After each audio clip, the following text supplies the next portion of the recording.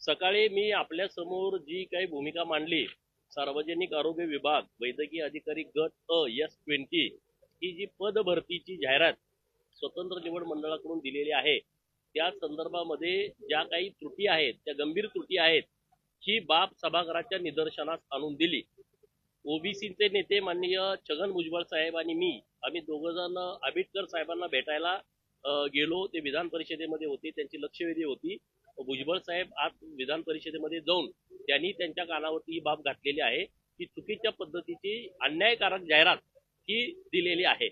सभागृहामध्ये पण ही बाब निदर्शनास आणून दिलेली आहे की जाहिरात कशाच्या आधारे दिली, त्यांनी बिंदू नामावलीप्रमाणे रोस्टर तपासणी केली होती का, जर रोस्टर तपासणी केली असेल तर त्याचं निवेदन सविस्तर आमच्या समोर द्यावं.